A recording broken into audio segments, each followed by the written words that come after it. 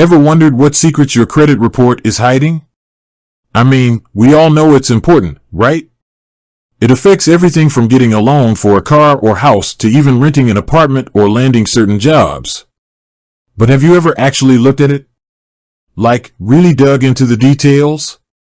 Most people haven't. They just know it exists. Maybe they check their score occasionally, but the actual report itself remains a mystery. That's what we're tackling today. We're going to pull back the curtain and explore exactly what information is included in your Equifax credit report.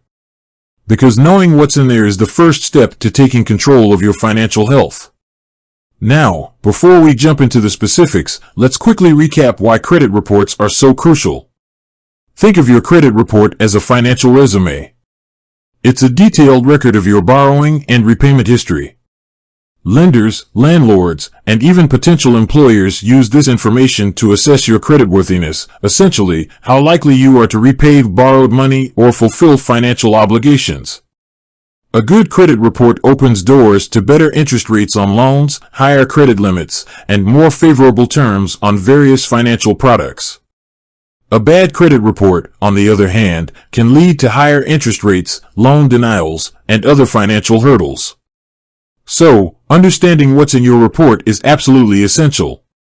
Equifax is one of the 3 major credit bureaus in the United States, along with Experian and TransUnion. These bureaus are private companies that collect and maintain credit information on individuals. Lenders and other businesses report your credit activity to these bureaus, and they compile that data into your credit report. So, what information specifically can you find on your Equifax credit report? Let's break it down into key categories. First up, we have your personal information. This section includes details that identify you, such as your full name, any previous names you've used, your social security number, your date of birth, your current and past addresses, and sometimes even your employment history. This information is used to ensure that the report accurately reflects your credit history and isn't mixed up with someone else's. It's crucial to make sure this information is accurate. Errors here can lead to problems down the line. Next, we have your credit accounts. This is the heart of your credit report. This section lists all of your open and closed credit accounts, including credit cards, loans, such as auto loans, student loans, and mortgages, and lines of credit. For each account, the report will typically show the following: the name of the lender or creditor, the account number, the date the account was opened, the credit limit or loan amount, the current balance, the payment history, and the account status, open, closed, or delinquent. The payment history is particularly important. It shows whether you've made your payments on time, how much you've paid, and if you've ever been late or missed a payment. This information has a significant impact on your credit score. Even a single late payment can negatively affect your score, so it's crucial to keep track of your payment history. Another important element within the credit accounts section is the credit utilization ratio.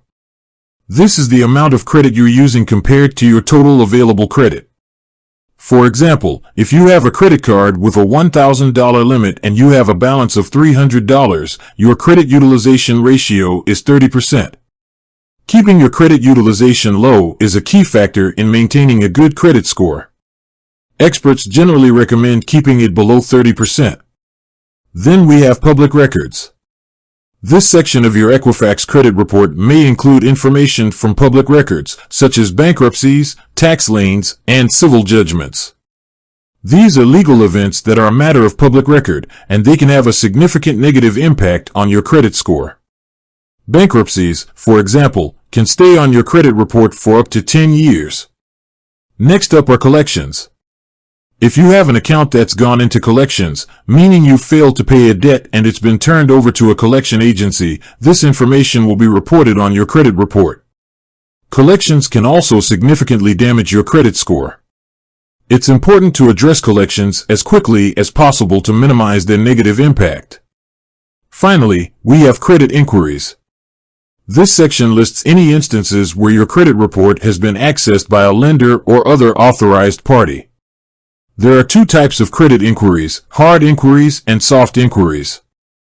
Hard inquiries occur when you apply for credit, such as a credit card, loan, or mortgage. These inquiries can have a small, temporary negative impact on your credit score. Soft inquiries, on the other hand, occur when you check your own credit report or when a lender checks your credit for pre-approval offers.